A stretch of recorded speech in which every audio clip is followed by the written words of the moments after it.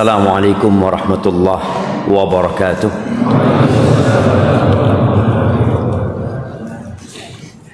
Alhamdulillah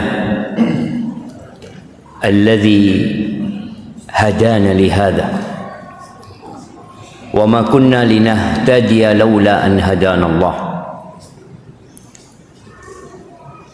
Segala puji bagi Allah Jalla Jalaluh yang telah memberikan hidayahnya kepada kita, yang kalau bukan karena petunjuk yang Allah berikan, kita tidak mungkin akan merasakan indahnya hidayah ini. Berapa banyak orang-orang yang beranggapan bahwasanya beragama itu sulit, seakan-akan agama hadir untuk mempersulit hidup manusia, untuk menambahkan beban dan penderitaan kepada manusia.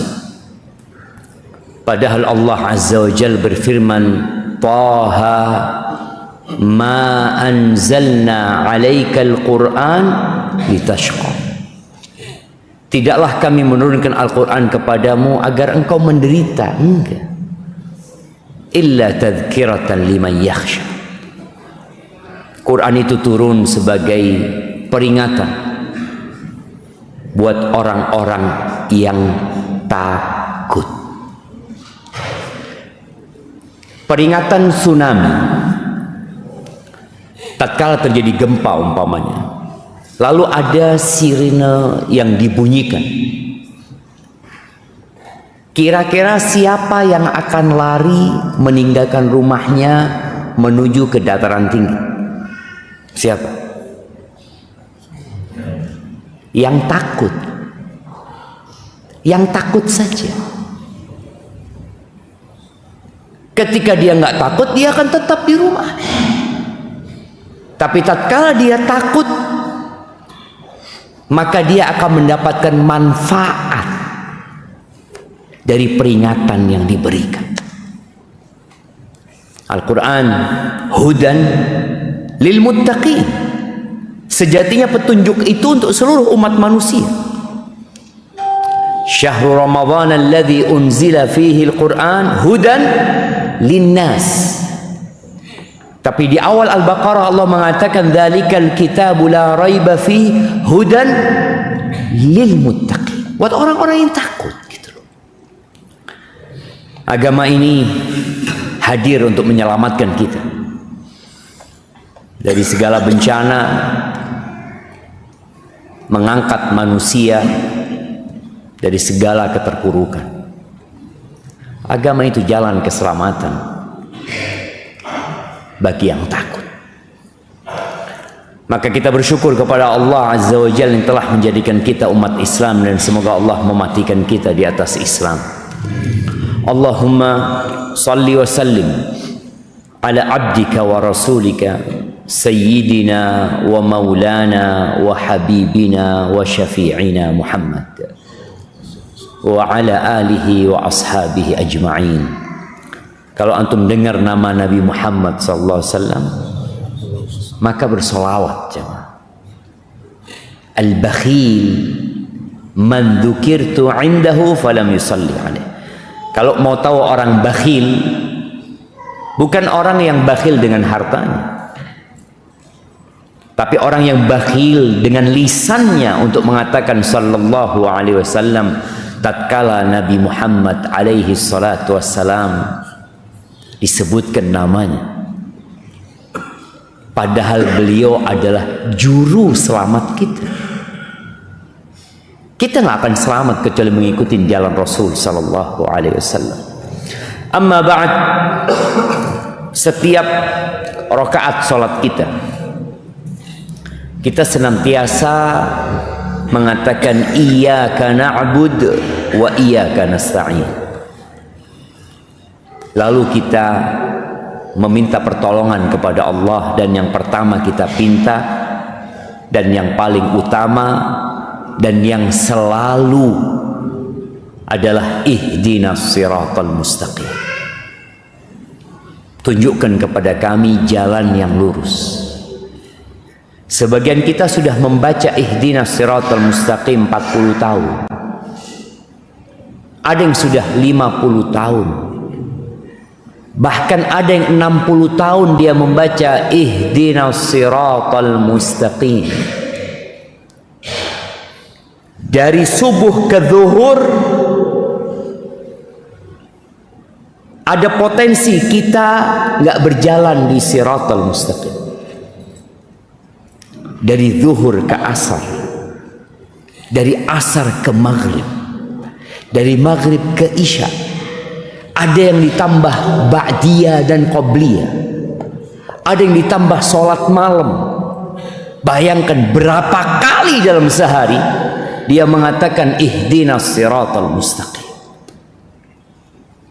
Karena sejatinya kita semua tersesat. Nggak ada yang benar manusia itu. Kata Allah Azza wa Jalla dalam hadis yang diriwayatkan Imam Muslim, dalam sebuah hadis qudsi, Allah Jalla Jalaluhu mengatakan, ya ibadi kullukum dhallun illa man hadaitu. Wahai hamba-hambaku, kalian semuanya tersesat kecuali orang yang aku kasih petunjuk, kata Allah. Fastahduni ahdikum. Mintalah kalian hidayah kepada aku, pasti aku kasih petunjuk. Maka kita nggak berhenti mengatakan ihdinas siratal mustaqim, jalan yang lurus. Siratal ladzina an'amta alaihim, jalan yang engkau berikan nikmat buat orang-orang yang meniti jalan itu. Ghairil maghdubi alaihim, bukan jalan orang-orang yang engkau murkai, ya Allah. Dan bukan pula jalan waladhdallin, orang-orang yang tersesat. Siapa orang-orang yang Allah murka sama mereka? Manusia yang tahu kebenaran tapi tidak mau mengamalkan. Seperti orang-orang Yahudi. Apakah Yahudi tahu bahwasanya Nabi Muhammad alaihi salatu wassalam adalah nabi penutup para nabi? Tahu. Ada di kitab mereka. Salman Al-Farisi kenapa bisa sampai Madinah? Dia mendapat kearahan dari pendeta-pendeta bahwa akan diutus nabi yang tempat hijrahnya dipenuhi pohon kurma. Kenapa di kota Madinah? Tatkala Rasul sallallahu alaihi wasallam hijrah, sudah ada Yahudi yang tinggal ratusan tahun sebelum. Kok bisa ada Yahudi kota Madinah? Bukankah mereka seharusnya ada di Palestina? Seharusnya mereka ada di Urshalim. Kenapa mereka ada di Madinah? Nunggu Nabi. Setiap kali terjadi gesekan antara bangsa Yahudi dan bangsa Arab, dan bangsa Yahudi terpojokkan, maka mereka akan mengucapkan sebuah ucapan harapan, menumbuhkan optimisme di dalam jiwa bangsa Yahudi dengan mengatakan sayati nabi, akan datang nabi, kata mereka, yang zamannya sudah dekat, yang nanti kita akan membantai kalian sebagaimana dihabisinya kaum Ad dan Thamud. Terus dia omongkan ini karena dia yakin dengan nabi.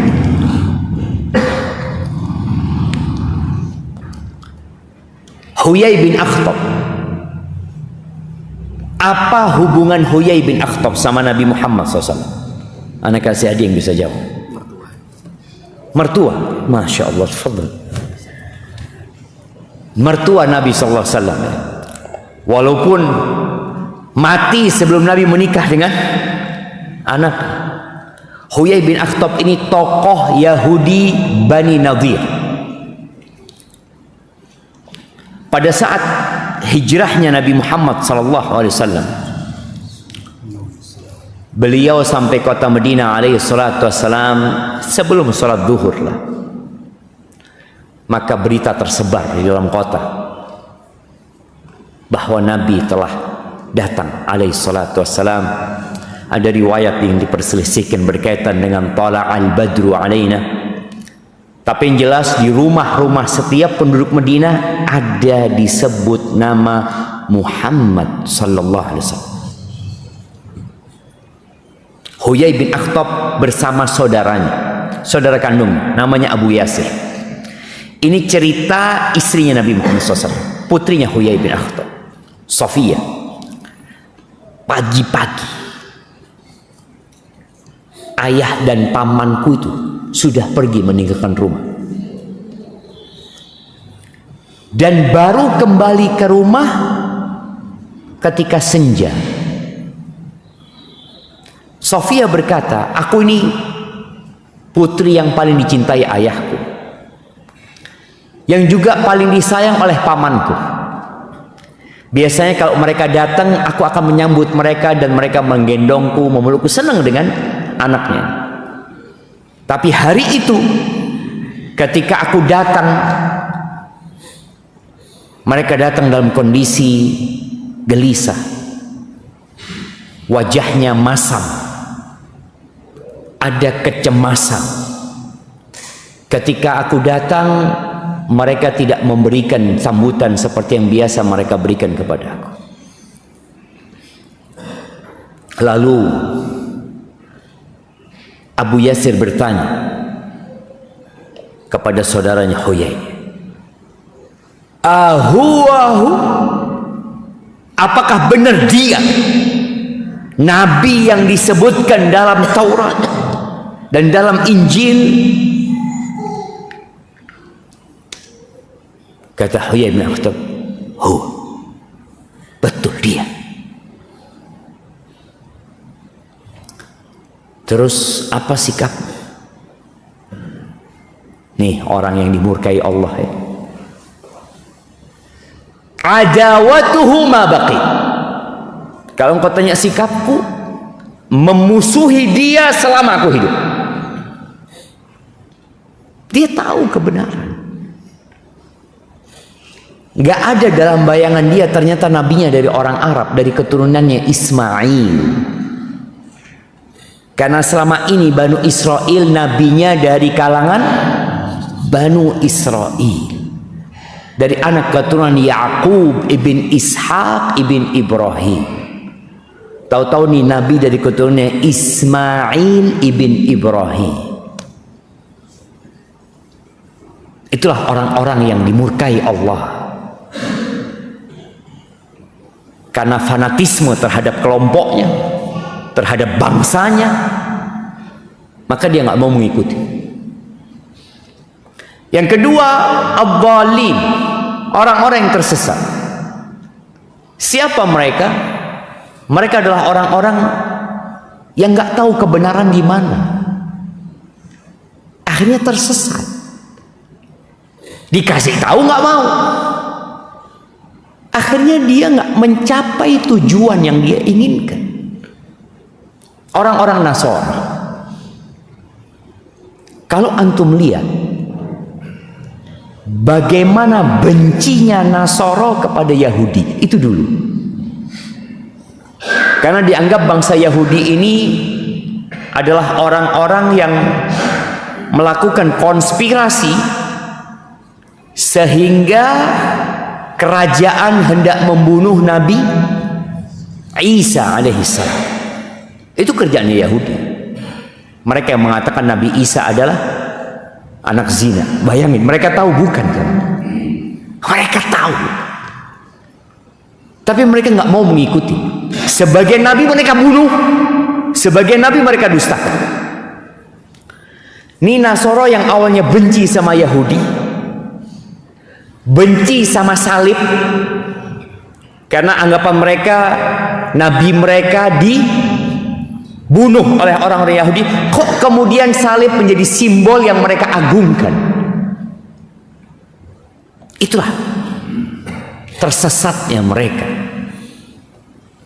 Semoga Allah Azza wa Jalla memberikan kepada kita hidayah untuk berada di jalan keselamatan. Ahibati fillah, entah berapa ribu tahun yang lalu, berapa puluh ribu tahun yang lalu, ketika Nabi Adam diturunkan dari surga. Antum percaya dinosaurus itu ada, Jam? Ada kerangkanya, percaya. Betul kerangkanya itu. Nah, berapa tinggi dinosaurus yang paling tinggi? Anak kasih hadiah. Nah, benar. Berapa? Boleh nyontek. Fadl, antum punya handphone silahkan. Ana sambil minum, jamaah. Sebelum ana lanjutkan, jamaah, antum sudah kenal nggak dengan kanan kiri antum? Enggak kan? Padahal kita sak dulur, tapi sok nggak kenal. Ayo kenalan dulu antum sama mereka, baru nanti kita lanjutkan. Tanya namanya, dari mana, apa profesinya. Loh, bener loh jamaah. Salaman supaya kita gugur dosa-dosa antum.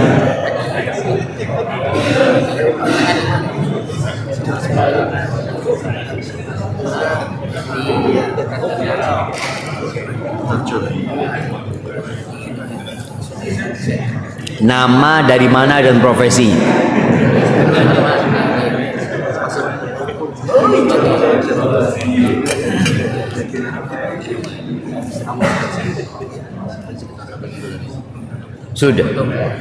Sudah kenal antum sama kiri antum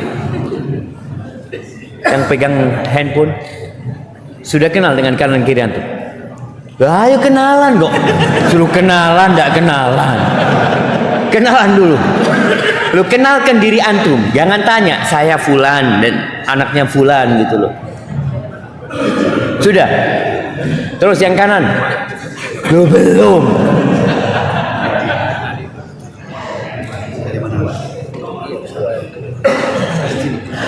Nah, sudah.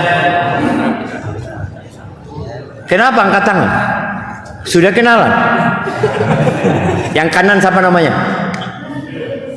Siapa?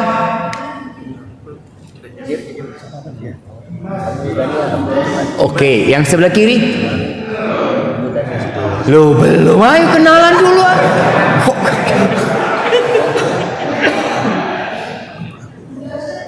Sudah? Oke, apa jawabannya? Bukan 18 kilo? Oh, alhamdulillah. 18 meter. Oke, siap. Nabi Adam berapa besarnya? 15 hasta. 30 hasta. Kasihkan hadiahnya dulu, Jam. Berapa Nabi Adam? 30 hasta. Fadlan, kasih hadiah. Lebih besar mana? Hadiahnya lagi menuju ke antum. Besar mana? Dinosaurus sama Nabi Adam? Nabi Adam. Semananya Nabi Adam, dinosaurus yang paling besar itu cuma sepinggangnya atau sebahunya mungkin. Sepinggang. Bayangin jamaah.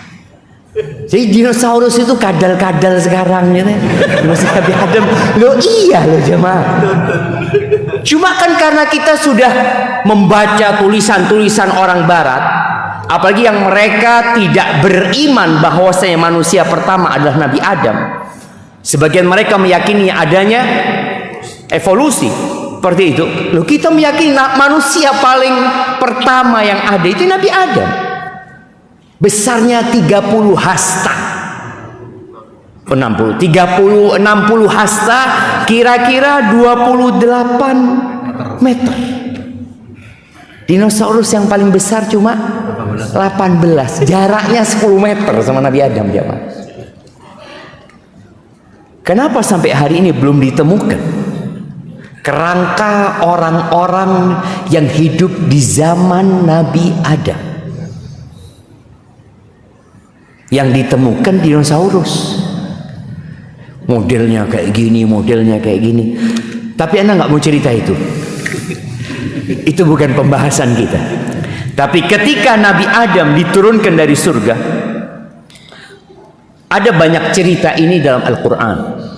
Di Al-Baqarah diceritakan, di surat Taha ayat 123 Allah juga cerita. Kata Allah, qala bita minha jami'an. turunlah kamu berdua dari surga bersama-sama, Adam dan Hawa. Ba'dukum li ba'din adu. Sebagian kamu menjadi musuh bagi sebagian lainnya. Dikatakan yang diturunkan bukan cuma Adam dan Hawa, Adam, Hawa dan iblis. Dan Allah sudah membuat keputusan sebagian kalian musuh untuk sebagian lain. Lalu Allah berpesan tentang jalan keselamatan. Fa imma ya'tiyannakum minni huda. Famanittaba'a hudaya fala yadhillu wala yashqa. Kata Allah, maka jika datang kepadamu petunjuk daripada aku, maka barang siapa yang mengikuti petunjukku, fala yadhil, dia tidak akan tersesat, wala yashqa, dan dia tidak akan sengsara hidup. Tidak akan menjadi maghdubi alaihim waladhdallin. Asalkan mengikuti petunjuk. Tapi sebaliknya, waman a'rada an dzikri, di ayat 124 Allah mengatakan barang siapa yang berpaling dari peringatanku. Allah turunkan petunjuk, Allah kasih peringatan, tapi dia abai, dia berpaling, dipanggil nggak mau noleh, dikasih penjelasan pura-pura tuli. Fa inna lahu ma'isyatan dhanka, maka bagi dia adalah kehidupan yang sempit, yang penuh dengan kesengsaraan dan penderitaan.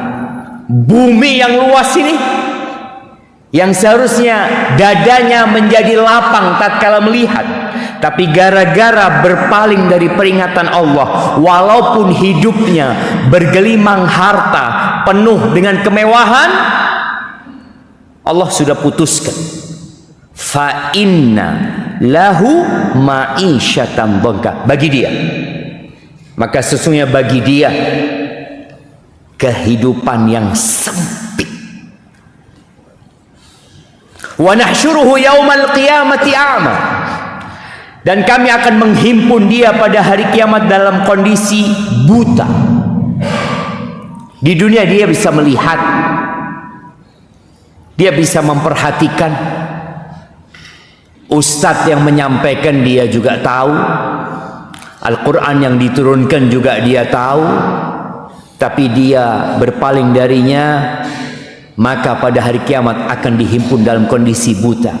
Lalu dia berkata, qala rabbi lima hasyartani a'ma, wahai Rabbku, kenapa engkau himpun aku dalam kondisi buta?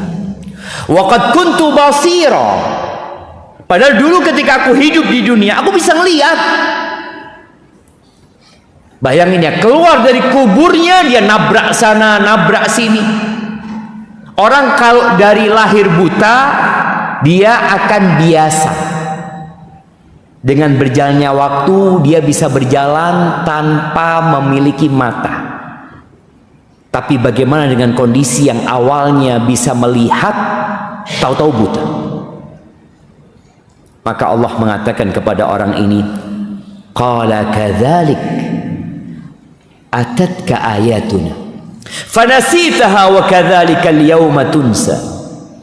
Allah mengatakan, demikianlah telah datang kepadamu ayat-ayat kami, lalu kamu melupakannya, meninggalkannya, maka hari ini pun kamu dilupakan. Na'udzubillah min dzalik. Semoga kita termasuk orang-orang yang mengikuti petunjuk Allah Azza wa Jalla. Dan ternyata jalan keselamatan itu hanya satu. Kalau ada istilah banyak jalan menuju Roma, atau semua jalan mengantarkan ke Roma? Iya. Tidak semua jalan mengantarkan ke Roma. Kenapa kok Roma yang menjadi percontohan? Itulah kekalahan orang-orang Islam. Kenapa kok tidak mengatakan banyak jalan menuju ke Mekah? Kok Roma? Di situ ada Vatikan. Itu situ pusatnya atau pemerintahannya orang-orang Katolik di sana. Maka semoga istilah ini dirubah bagi umat Islam ya. Banyak jalan menuju ke Makkah. Bisa lewat travel ini, bisa lewat travel ini, travel mana ya. Banyak biru perjalanan insyaallah sampai ke Mekah. Tapi ada yang tidak sampai ke Mekah karena ditipu. Betul jemaah. Ada sudah sampai bandara tak berangkat, gak sampai Mekah. Allahu Akbar. Bicara jalan keselamatan itu, semua nabi itu diutus dengan satu agama, yaitu agama Islam. Maka kita harus beriman dengan semua nabi. Itu termasuk rukun iman. Allah berfirman, "Innad dina 'indallah al-Islam." Sesungguhnya agama yang diridhai di sisi Allah hanya al-Islam. Wa makhtalafa alladziina utul kitab. Tuh ahlul kitab, orang-orang Yahudi, orang-orang Nasrani, kok mereka jadi berselisih pendapat?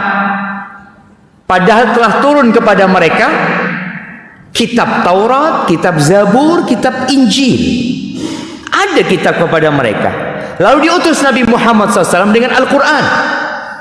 Kenapa terjadi perselisihan di antara mereka? Allah katakan baghyan bainahum. Illa min ba'di ma ja'ahumul ilmu baghyan bainahum. Setelah datang ilmu, mereka tahu. Tapi karena kezaliman mereka, karena iri, karena hasad, karena dengki, wa may yakfur bi ayatillah fa innallaha sari'ul hisab. Maka barang siapa yang ingkar terhadap ayat-ayat Allah, sesungguhnya hisab Allah itu sangat cepat. Itu di surat Ali Imran ayat 19. Di ayat 85 Allah menyatakan waman, dan barang siapa yabtaghi ghairal islami dinan, mencari agama, memeluk agama selain agama Islam, fala yuqbala minhu, maka tidak akan diterima dari dia. Nggak bakalan diterima. Kita tahu ada usaha dari para orientalis yang kemudian menggunakan lisan-lisan orang Islam untuk menyebarkan secara masif sebuah pernyataan bahwa semua agama sama. Podo ae, yang penting beragama. Itu menurutmu, dan semua orang bebas untuk berpendapat. Tapi seorang muslim sudah tahu bahwa Allah akan turunkan petunjuk, dan ini petunjuk Allah. Kita umat Islam meyakini barang siapa mencari agama selain agama Islam, falai yuqbala min, maka sekali-kali tidak akan pernah diterima dari mereka. Wa huwa fil akhirati minal khasirin, dan dia di akhirat, Allah tidak bicara di dunia, di akhirat dia termasuk orang-orang yang merugi. Mungkin di dunia dia sukses menurut kacamata banyak manusia. Tatkala kita membaca 10 orang terkaya di Indonesia,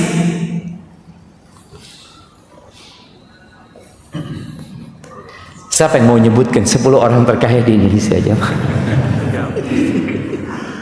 Nggak perlu dihafal jemaah. Antum hafalkan 10 sahabat yang dijamin masuk surga. Siapa yang mau jawab? Naam, fadhal. Iya. Siapa namanya? Akmal, silakan Akmal. Abu Bakar, Umar, Utsman, Ali, Talha bin Ubaidillah, Zubair bin Awam, Sa'id bin Zaid, Abu Ubaidah Amir bin Jarrah,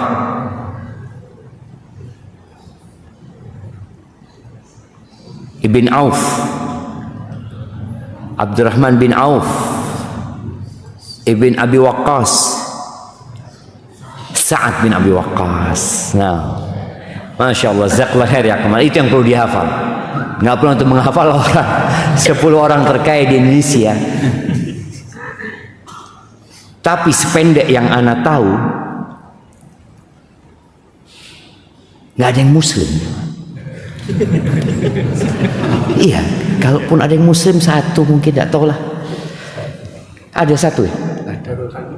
Iya, satu aja. Satu aja yang Muslim jemaah.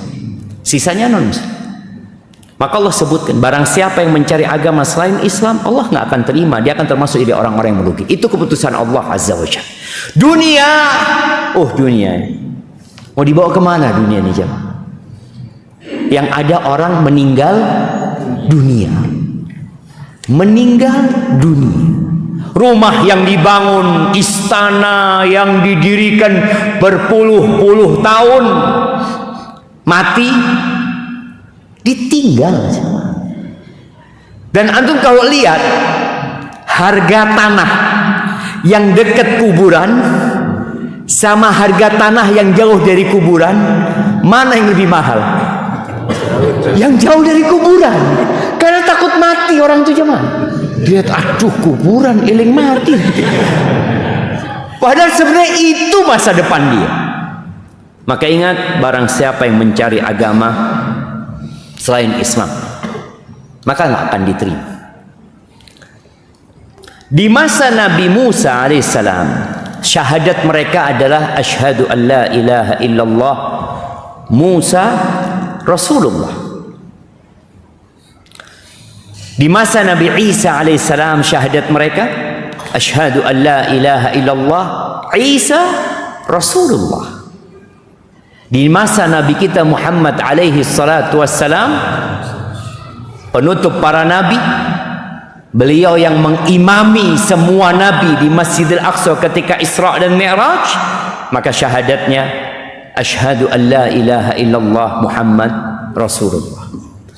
Nabi pernah bersumpah, walladzi nafsu Muhammadin biyadih, demi yang jiwa Muhammad alaihi salatu wasallam berada di tangan Allah, la yasma'u bi ahadun min hadhil ummah, tidak ada satupun dari umat ini yang mendengar tentang aku, la Yahudi wala Nasrani, tidak orang yang beragama Yahudi atau Nasrani, thumma yamut, kemudian dia mati, walam yu'min billadzi ursiltu bihi, dia tidak beriman yang aku diutus dengannya. Apa kata Nabi alaihi salatu wasallam? Illa kana min ashabin nar, melainkan dia akan menjadi penghuni neraka, pasti. Allah itu mengharamkan surga buat orang-orang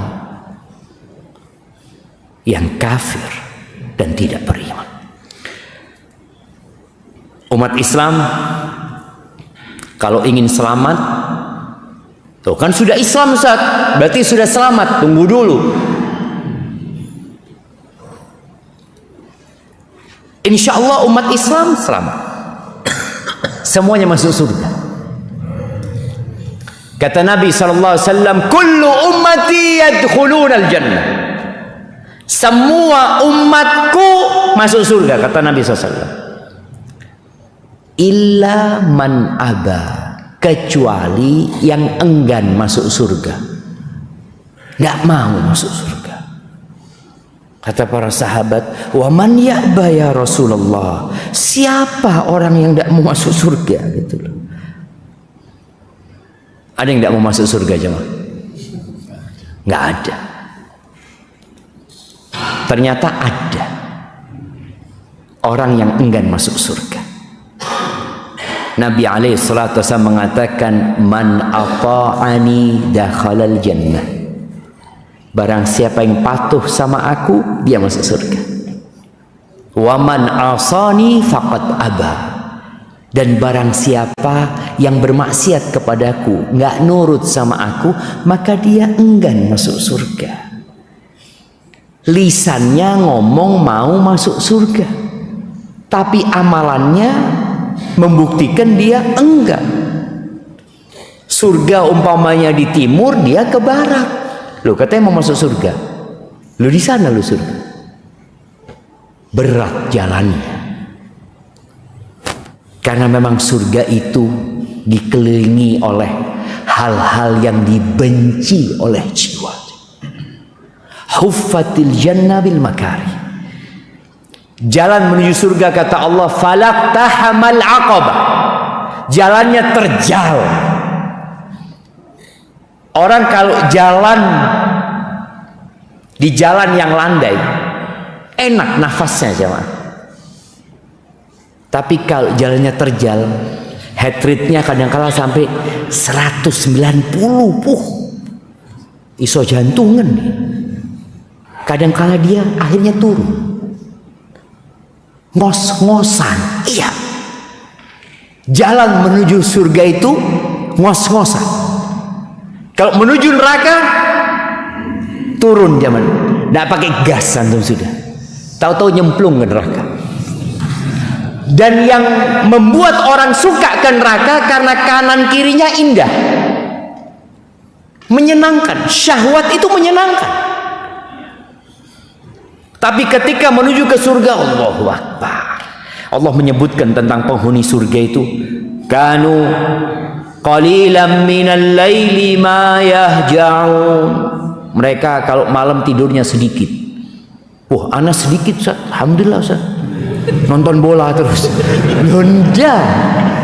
Mereka tidurnya sedikit, sholat malam. Wabil ashari hum yastaghfirun. Di waktu sahur mereka istighfar aja. Sudah kita kayak gitu ya.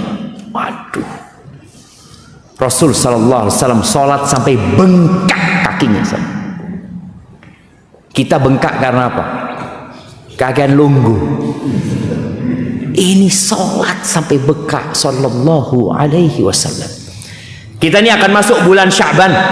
Apa yang dikerjakan Nabi alaihi salatu wasallam di bulan Sya'ban? Kana yasumu Sya'ban kullah. Kana yasumu Sya'ban illa qalila. Beliau di bulan Sya'ban puasa full. 1 bulan. Di riwayat lain dikatakan illa qalila, kecuali sedikit yang tidak puasa.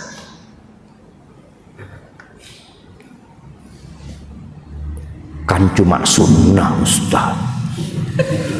Kita ini pinter jemaah, ahli fikih gitu. Ayo sunnah gitu kan. Jadi faham mana yang sunnah, mana yang makruh. Yang sunnah ditinggalkan, sing makruh dilakoni. Kan cuma makruh Ustaz. Ya wis. Kita sebagai ustaz hanya bisa menyampaikan betul antum sahih. Ahibati billah. Suatu hari, sebagaimana disebutkan oleh Abdullah bin Mas'ud radhiyallahu taala anhu, Nabi alaihi salatu wasallam membuat garis jemaah. Beliau kadangkala pakai tangkai pohon ya, atau dahan, beliau bikin garis lurus garisnya.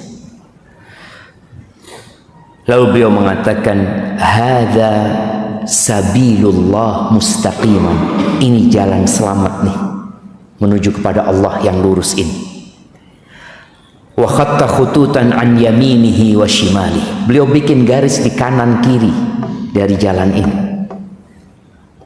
Lalu beliau mengatakan, hadhihi subul. Ini subul, lorong-lorong jalan-jalan nih. Laisa minha sabilun illa alaihi syaitanun yad'u ilaih. Di setiap jalan itu selalu ada satu setan yang mengajak. Ayo, diajak terus sama setan untuk keluar dari jalan yang lurus ini. Lalu beliau membaca firman Allah Azza wa Jalla di surat Al-An'am ayat 153, wa anna hadza sirati mustaqiman fattabi'uh. dan bahwasanya ini adalah jalanku yang lurus, kata Allah. Fattabi'u, ikuti kalian. Kembali kepada cerita Nabi Adam waktu turun, dikasih tahu, apabila datang petunjuk kepadamu, barang siapa yang mengikuti petunjukku, maka tidak akan tersesat, tidak akan sengsara. Maka di sini Allah mengatakan, wa anna hadza sirati mustaqiman fattabi'u wa la tattabi'us subul fatafarraqa bikum an sabili. Kalian jangan mengikuti jalan-jalan yang lain. Ini loh jalannya Nabi Muhammad sallallahu alaihi wasallam. Kalau kalian mengikuti jalan yang lain, ya kalian akan bercerai-berai dari jalan Allah, akan keluar dari jalan keselamatan. Dzalikum wasaqum bihi la'allakum tattaqun. Yang demikian itu diperintahkan Allah agar kalian bertakwa. Sedih kita melihat perpecahan yang terjadi di umat Islam. Tapi ternyata itu sebuah keniscayaan yang sudah pernah disampaikan oleh Rasul sallallahu alaihi wasallam, bahwa ternyata memang masuk surga itu membutuhkan perjuangan. Kadang-kala kita harus mengorbankan keluarga kita. Bagaimana para sahabat Nabi ketika mereka berada di kota Mekah demi mempertahankan iman mereka, sebagian mereka dibunuh, dan pada akhirnya semua yang beriman harus meninggalkan kota Mekah, hijrah menuju ke kota Madinah. Rumahnya ditinggalkan, pekerjaannya ditinggalkan, keluarganya ditinggalkan, ada yang istrinya ditinggalkan, ada yang suaminya ditinggalkan. Ada sahabat perempuan yang hijrah meninggalkan kota Mekah, ditinggal suaminya, udah nggak sama jalannya, maka membutuhkan perjuangan. Nabi SAW pernah menyampaikan, iftaraqatil Yahud, bangsa Yahudi itu terpecah belah ila 71 firqah, mereka menjadi 71 golongan. Waftaraqatin Nasara ila 72 firqah, orang-orang Nasara terpecah belah menjadi 72 golongan. Wa inna hadhil millah, dan umatku ini sataftariqu ala 73 firqah, akan berpecah belah menjadi 72 golongan. Thintani wa sab'una finnar, 72 di neraka. Wa wahidatun fil jannah, satu yang ada di surga. Wahiyal jamaah. Ini maksud dengan yang selamat adalah al-jamaah, kata Nabi SAW. Ini hadis riwayatkan Abu Dawud, Al-Hakim, dan di riwayat lainnya, di riwayat Imam Tirmidzi, ketika Rasul SAW ditanya tentang yang selamat, ketika beliau mengatakan alaihi salatu wassalam, kulluha finnar illa wahidah, semuanya di neraka kecuali satu, maka para sahabat bertanya radhiyallahu ta'ala anhum, wa man hiya ya Rasulullah, siapa dia ya Rasulullah, siapa yang selamat? Mereka tidak bertanya tentang siapa yang masuk neraka, tapi yang ditanya yang selamat. Karena untuk mempelajari yang 72 boleh jadi umur kita nggak cukup, tapi mempelajari yang satu akan lebih mudah karena cuma satu. Maka Nabi SAW menjawab, ma ana alaihi wa ashabi, yang selamat itu adalah mereka yang menjalankan agama seperti yang aku berada di atasnya dan para sahabatku. Akhirnya muncul istilah ahlus sunnah wal jamaah. Semua ingin menjadi ahlus sunnah wal jamaah, dan semoga kita termasuk dari mereka. 72, apakah mereka kafir? Enggak. Kalau kafir bukan termasuk umatnya Nabi Muhammad SAW. 72 ini muslim jemaah, tapi mereka diancam masuk neraka. Tadi yang udah disampaikan, semua umat Nabi SAW masuk surga, kecuali yang enggan. Yang 72 ini enggan, boleh jadi karena dia tidak mau mengikuti apa yang diajarkan Rasul Sallallahu Alaihi Wasallam. Ada sebuah hadis palsu yang berkaitan dengan hal ini diriwayatkan oleh Al-Aqili dalam kitabnya Ad-Du'afa. Bunyi hadisnya, tafarruqu ummati ala 70 wa 71 firqah. Perpecahan umatku itu menjadi 70 atau 71 golongan. Kulluhum fil jannah. Semuanya di surga. Illa firqatan wahidah, kecuali satu kelompok. Qalu ya Rasulullah, manhum? Siapa mereka? Az-zanadiqa wa humul qadariyah, ya. Tapi hadis ini dengan lafaz ini dusta atas nama Nabi Muhammad SAW. Sebenarnya dihukumi oleh para ulama. Jadi ini kita kalau sudah menjadi muslim, maka kita dituntut untuk menjadi muslim yang kafah. Allah Azza wa Jalla mengatakan, ya ayyuhalladzina amanu dkhulu fis silmi kafah. Wahai orang-orang beriman, ini orang sudah beriman, disuruh sama Allah, udkhulu fis silmi kafah wa la tattabi'u khutuwatis syaitan. Jangan ikutin langkah-langkahnya setan. Jadi bagaimana kita menjadi muslim yang kafah? Akidahnya Islam, ibadahnya Islam, muamalahnya Islam. Kenapa sekarang muncul bank syariah? Kenapa dulu nggak ada? Kapan bank syariat itu muncul? Tahun berapa? Nah, 86, 89, 90, sekitar itu. Dan di tahun yang sama itu terjadi yang disebut oleh beberapa penulis revolusi jilbab. Ini proses bagaimana kita menjadi muslim yang kafah. Kalau kita melihat sejarah di negeri kita, sebelumnya tahun 80-an, siapa yang pakai jilbab? Padahal kita negeri dengan mayoritas penduduk muslim. Jilbab itu bukan, nggak ada khilaf di antara para ulama. Kan ada khilaf, no. Baca madhab mana saja, karena memang landasannya kuat dari Al-Quran. Jilbab itu wajib pakaian seorang muslimah. Istri-istri Nabi Muhammad SAW sebelumnya nggak ada yang pakai jilbab. Kalau ada yang mengatakan jilbab itu pakaian orang Arab, pakaian orang Arab, emangnya istrinya Abu Lahab pakai jilbab? Istrinya Abu Jahal pakai jilbab? Istrinya Umayyah bin Khalaf? Nggak ada. Istri Nabi Muhammad SAW saja nggak pakai jilbab sebelum turunnya ayat jilbab. Artinya budaya dan tradisi orang Arab nggak pakai jilbab, enggak. Khadijah selama hidupnya ya nggak pakai jilbab, karena jilbab baru diwajibkan di kota Madinah. Ini syariat. Maka ketika kita bicara masuklah ke dalam Islam secara kafah, ya semuanya Islam gitu. Muncullah tadi revolusi jilbab tahun 89 90 jamaah. Mungkin emak-emak ada termasuk yang bagaimana anak-anak SMA, anak-anak kuliah yang pakai jilbab akhirnya harus keluar. Kalau nggak salah ada 300 anak SMA mungkin dikeluarkan karena pakai jilbab. Padahal kepala sekolahnya muslim,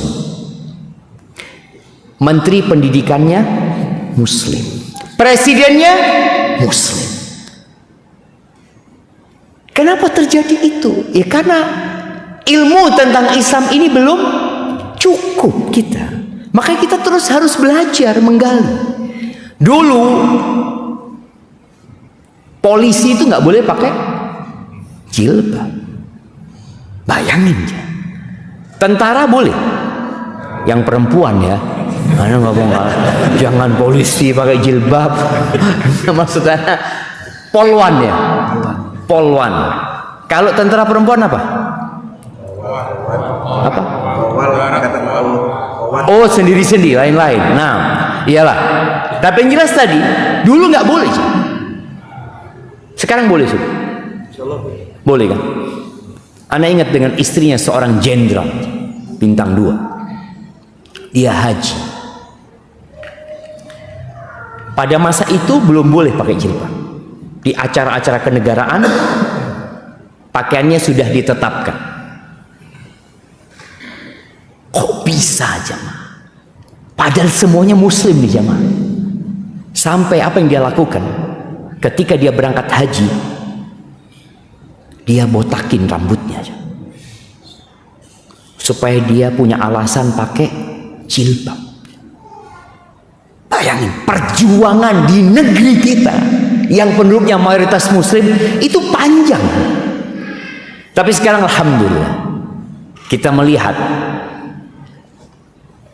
jilbab sudah mulai menjadi model. Kadang-kadang nggak syar'i juga. Sebagian emak-emak pakai jilbab itu karena males sisiran.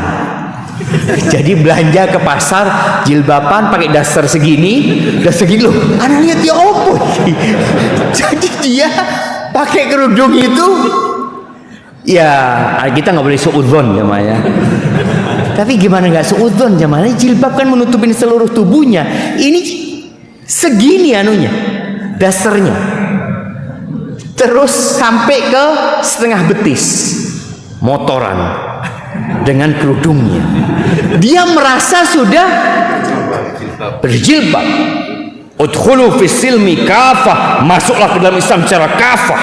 Ini saya sudah kafah. Ya belum itu jamaah. Tadi alhamdulillah ya, setelah kejadian itu mulai umat Islam itu kembali kepada agama. Tuntutan adanya yang namanya bank syariat itu muncul. Riba itu tidak ada perselisihan di antara para ulama tentang pengharamannya. Tapi kenapa baru tahun 89 tadi mungkin baru ada bank syariat? Padahal kita sudah lama merdeka. Jamaah rahimakumullah, bicara riba sampai saat ini mungkin ya bank syariat kita masih belum full syariat. Tapi dengan dukungan seluruh umat Islam. Umat Islam di Indonesia ini sekarang berapa jumlahnya? 250 juta jemaah. Sekitar itu. Itu seharusnya terus mereka meminta agar para ulama, khususnya MUI, dan anak gembira sekali ya ketika MUI mensuarakan masalah pajak kemarin, bahwasanya ada hal-hal yang seharusnya tidak diambil pajak. Ini menunjukkan ada ruh kembalinya umat Islam kepada agama Allah Azza wa Jalla. Taib. Kembali kepada umat Islam yang terpecah menjadi 73 golongan, satu yang selamat. Siapa yang selamat itu? Mereka adalah yang mewujudkan dua kalimat syahadat dengan sempurna. Dia mengatakan asyhadu an la ilaha illallah. Di sini dia dituntut untuk mentauhidkan Allah, dan kita tahu amalan itu tidak akan diterima kecuali dengan dua syarat. Yang satu ikhlas, yang kedua sesuai dengan aturan. Yang pertama itu perwujudan dari la ilaha illallah.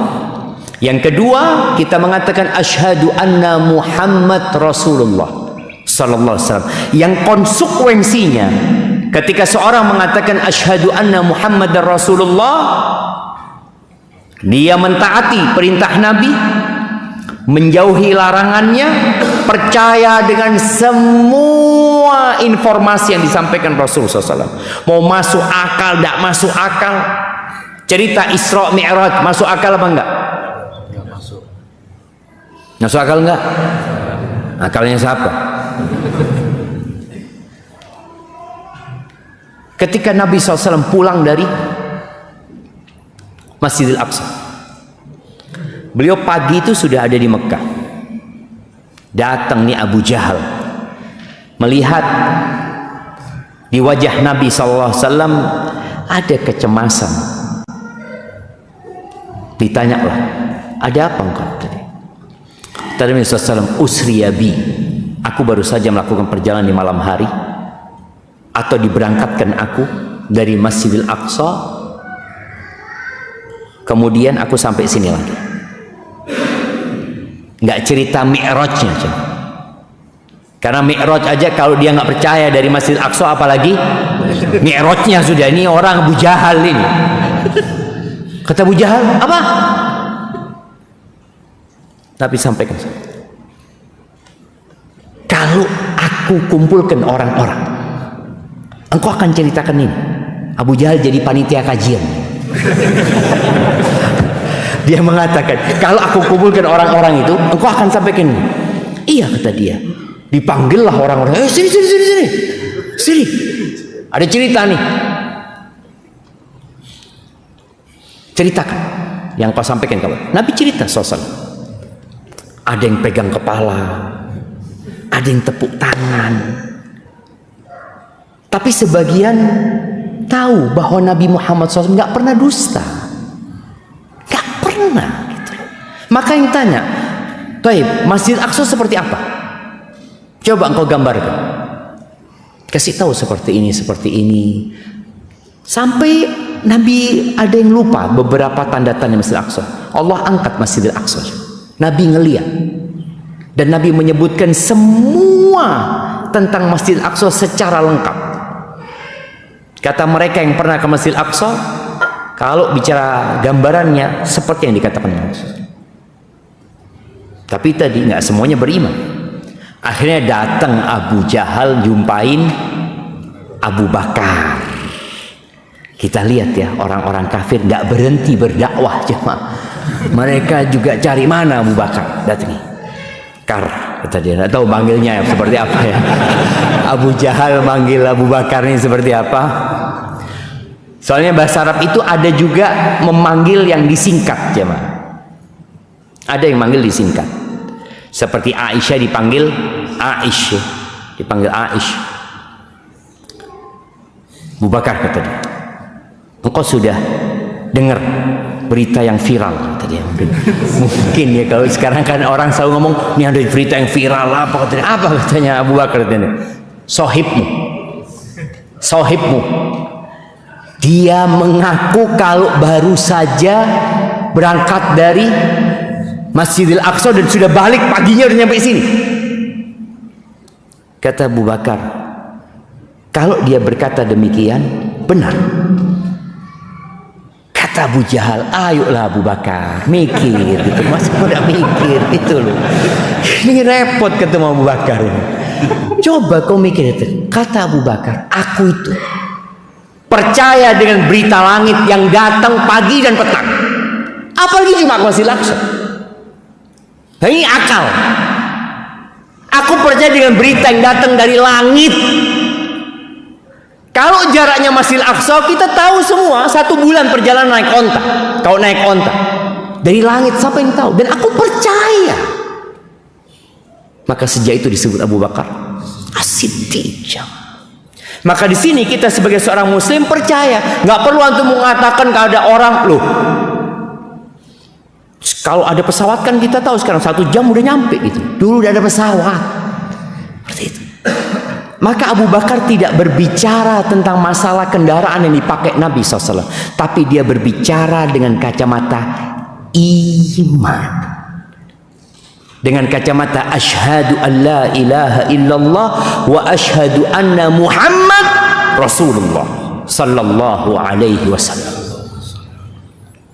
Kemudian yang keempat, wa alla yu'badallah illa bima syara. Konsekuensi kita berada di jalan keselamatan ini, mengikuti Nabi alaihi salatu wasallam, kita tidak boleh beribadah kecuali dengan syariatnya Nabi Muhammad SAW. Nggak boleh kita beribadah dengan syariatnya Nabi Musa, dengan syariatnya Nabi Isa, dengan syariatnya siapapun di muka bumi ini. Syariat yang boleh diikutin hanya syariatnya Nabi Muhammad SAW. Salat subuh berapa rakaat? 2. Boleh nggak 4 rakaat antum? Sholat Ustaz, sholat.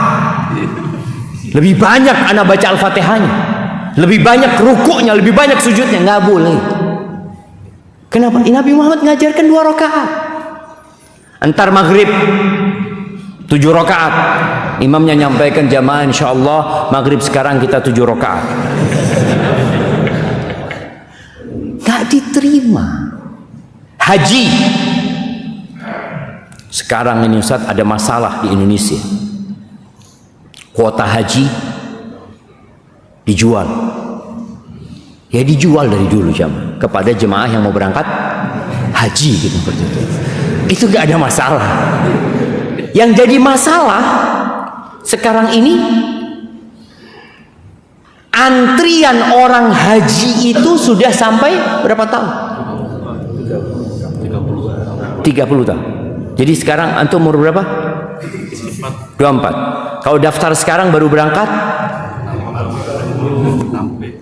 Enggak, 54. Kalau umur 50 tahun daftar jemaah. Umur 80 tahun jemaah baru berangkat. Iya kalau masih hidup. Kemudian ada yang berpikiran, ini beberapa pemikiran dari orang-orang liberal. Kenapa haji kok cuma sekali setahun? Kita bikin haji 3 kali untuk ngurangin antrian. Masya Allah jemaah. Ini kalau bicara solusi, oh pinter solusi. Kalau bisa hajinya kalau bisa di Mekah sudah jauh-jauh sana. Di Indonesia dibikin nggak bisa. Memang Allah Azza wa Jalla mengatakan al-hajju ashhurun ma'lumat. Haji itu pelaksanaannya di bulan-bulan yang sudah dimaklumi. Apa bulan haji? Syawal, Dzulqa'dah, Dzulhijjah. Ini bulan haji. Mereka mengusulkan, ya sudah, kan Allah mengatakan 3 bulan. Kita bikin hajinya bulan Syawal, Dzulqa'dah, Dzulhijjah. Subhanallah. Ada yang ingin membuat syariat baru. Kemudian ada seorang profesor doktor ahli tafsir di negeri kita, seorang wanita, bahkan dia pernah mendapatkan penghargaan dari dunia, entah dari mana lupa, sebagai wanita terberani. Ini perempuan mengatakan bahwasanya homoseksual itu nggak apa-apa. Terus bagaimana, kan ada di Al-Quran? Iya, di Al-Quran itu karena ada pemaksaan. Kalau suka sama suka, ya nggak apa-apa. Bayangin, profesor, doktor, ahli agama. Ini bukan orang umum ya, ini profesor. Tapi kok bisa dia mengatakan itu? Ini yang kita sampaikan tadi. Konsekuensi dari asyhadu anna Muhammad Rasulullah, sudah kau ikuti syariatnya Nabi Muhammad SAW. Kemudian dia pernah mengajukan ke DPR RI draft perubahan di kompilasi hukum Islam. Salah satu yang diusulkan, bagaimana iddah itu bukan hanya untuk perempuan. Kok enak perempuan ditinggal mati iddah berapa bulan? 4 bulan 10 hari. Kalau cerai iddahnya 3 kali datang bulan. Laki-laki istrinya mati pagi, malam walimah. Oh, bisa apa enggak? Bisa gitu loh. Bisa. Nggak boleh, harus adil. Muncul ungkapan-ungkapan seperti itu. Bicara pembagian waris. Kenapa anak laki-laki dapat 2, perempuan dapat 1? Mulai mereka mau ngacak-ngacak hukum yang sudah Allah tetapkan ini. Padahal sebenarnya jalan selamat itu tinggal mengikuti. Tidak capek. Agama ini hadir bukan untuk menyusahkan. Ana bertemu dengan salah satu perwira di kepolisian. Dia cerita bahwasanya ada perubahan beberapa aturan di Indonesia ini. Ana tanya, apakah penyebabnya karena penjara overload? Kata dia. Iya Ustaz. Penjara di negeri kita ini overload. Negara ini harus ngasih makan orang kadang-kala 20 tahun. Ngasih makan penjahat ini. Nanti keluar berbuat jahat lagi. masuk lagi. Akhirnya ngasih makan lagi. Dan sebenarnya kata dia, yang ngasih makan tuh bukan negara, Ustaz, rakyat. Ya uangnya rakyat yang ngasih makan mereka. Ya seharusnya mereka merenungkan kembali kenapa itu terjadi. Dan Islam datang dengan solusi. Kembali lagi, inilah jalan keselamatannya. Ahibati fillah, Al-Imam Malik bin Anas rahimahullahu ta'ala, beliau mengatakan as-sunnatu safinatun Nuh. Sunnah itu perahunya Nabi Nuh. Tadi kita bicara istilah ahlus sunnah wal jamaah. Sunnah itu perahunya Nabi Nuh. Man raqibaha naja wa man takhallafa anha gharik. Yang naik ke perahunya Nabi Nuh selamat, dan yang tidak naik akan tenggelam. Maka bagaimana kita sebagai umat Islam benar-benar mengikuti sunnah Rasul sallallahu alaihi wasallam. Ingat dalam semua hal. Nih para suami, Masya Allah, 5 waktu di masjid, mengikuti sunnah Rasul sallallahu alaihi wasallam. Jenggotnya dipanjangkan, mengikuti sunnah Nabi sallallahu alaihi wasallam. Tapi sama istrinya kasar, nggak ngikutin sunnah Nabi sallallahu alaihi wasallam. Padahal kata Nabi alaihi salatu wasallam, khairukum li ahli. Orang yang terbaik di antara kalian adalah yang paling baik sama keluarganya. Maka kadang-kadang ada perempuan-perempuan yang mengadu, kenapa suamiku katanya udah ngaji, udah belajar, udah ingin Islamnya kafah, tapi kok nggak lembut dia, kok kasar, kok belum baik. Perhatikan hal itu. Dagang, ngikutin sunnah Nabi sallallahu alaihi wasallam. Yang jadi pegawai, jadilah pegawai yang mengikuti sunnah Nabi sallallahu alaihi wasallam. Apa kata Nabi alaihi salatu wasallam? Innallaha yuhibbu idza amila ahadukum amalan ayyutqina. Sesungguhnya Allah cinta apabila seorang di antara kalian beramal, melakukan sebuah perbuatan, dia sempurnakan amalan itu. Jadi muslim ahlu sunnah wal jamaah ketika jadi pegawai, dia jadi pegawai yang taat, yang kerjanya bagus, bukan yang asal-asalan. Kadangkala sebagian orang karena merasa dia sudah belajar sunnah, Masya Allah, dia lagi kerja jaga toko, tahu-tahu toko tutup tokonya. Kenapa? Kajian Ustaz Syafiq, kata dia. Loh, kajian kerja awak. Oh, tapi kajian ini lebih utama. Ada yang wajib, ada yang sunnah. Engkau punya kontrak kerja, wajib engkau penuhi. Sedangkan ngaji ini, oke, nuntut ilmu itu wajib, tapi nggak harus pas waktu kerja, ada waktu lain. Maka ini harus menjadi perhatian kita. Jadi menjadi ahlu sunnah secara total. Akhlaknya akhlak ahlu sunnah wal jamaah. Jangan cuma sholatnya di soft pertama, tapi waktu kerja soft terakhir.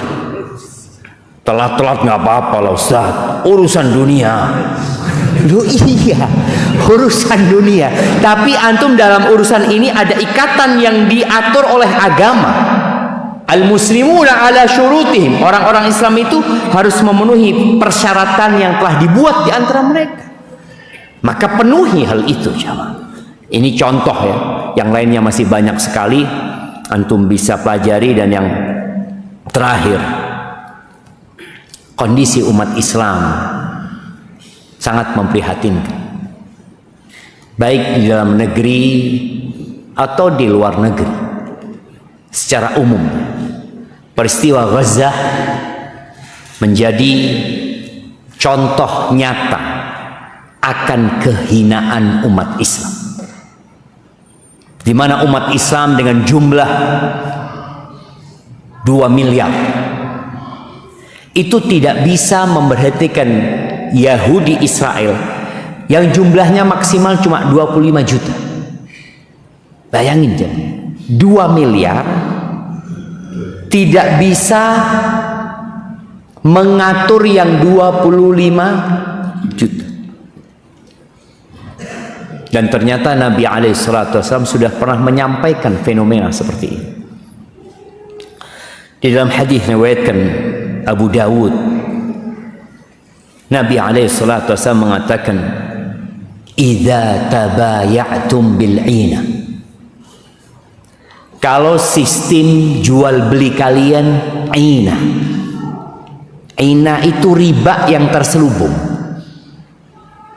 Jadi riba itu kapan terselubung? Ketika Islam itu jaya sebenarnya. Orang takut mau melakukan riba terang-terangan. Dan sekarang ini riba terselubung atau tidak? Terang-terangan. Gimana? Gimana? Tunjukkan kepada ana transaksi yang ribanya terang-terangan. Gimana? Nggak ada, yang ada bunga. Bunga kan? Coba dikatakan, Pak, ini ribanya sekalian, ini ribanya 5%. Na'udzubillah, haram riba.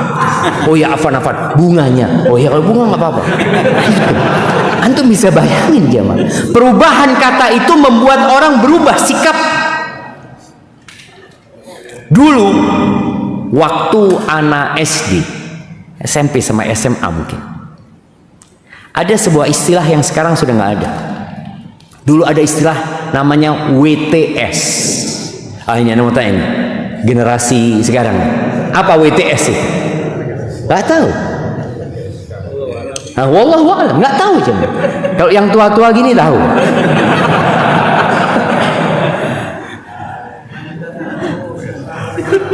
Wanita tahan sumuk. Wanita tuna susila. Ini sebuah penamaan yang sebenarnya dalam rangka mengajak para wanita itu untuk tobat, supaya dia sadar perbuatan dia itu nggak baik. Dia berzina, dia menjajahkan dirinya. Tapi sekarang istilah itu sudah berganti apa? PSK, pekerja. Kerja saya, Pak. Oh iya, pekerja seks komersil. Dan ada yang jahat di sini. Anda bertemu dengan seorang dokter spesialis yang dia menangani kasus aib di negeri kita, di mana dia biasanya berangkat ke tempat-tempat pelacuran itu, kemudian diperiksa kan.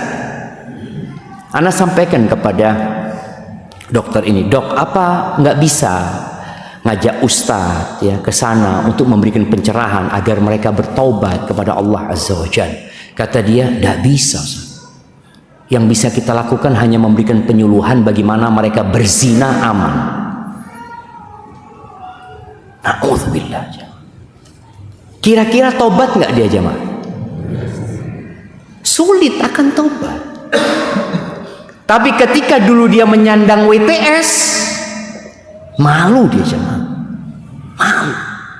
Dan bicara riba nih, kalau sistem jual beli kalian riba yang terselubung, akhirnya orang melakukan riba itu nggak ada masalah gitu.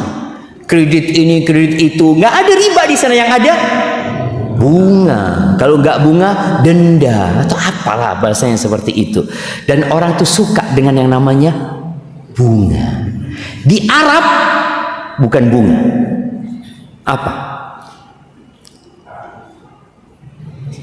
Apa?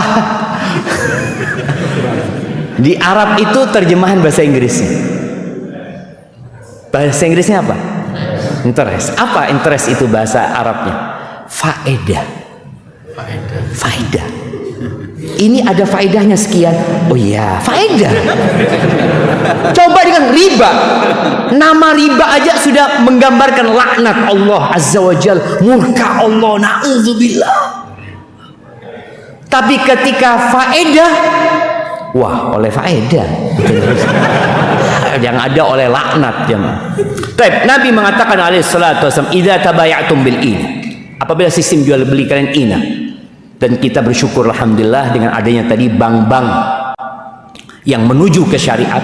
Kemudian banyak sekali sekarang, kalau bicara banyak sekali enggak ya, sudah ada beberapa yang menawarkan kredit yang syariat, mungkin yang tidak ada ribanya di sana.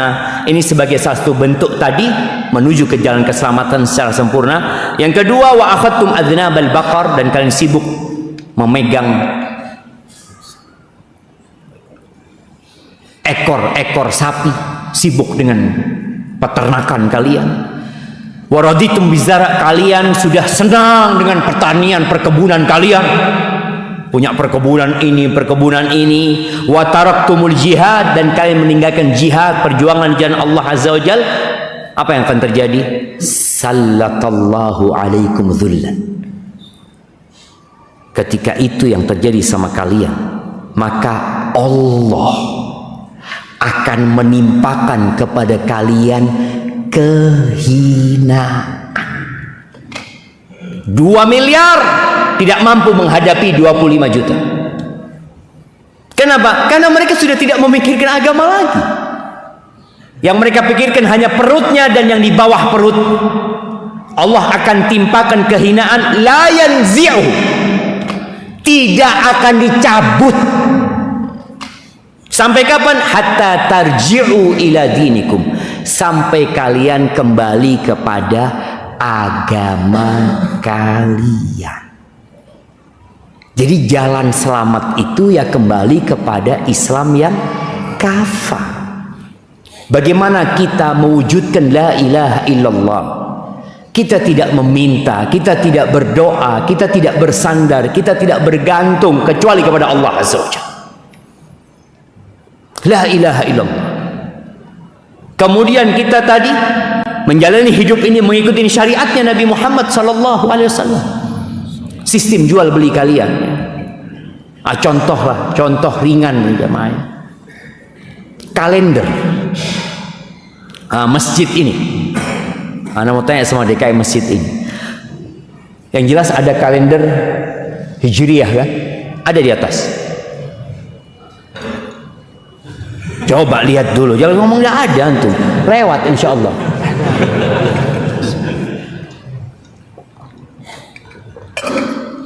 Ada nggak?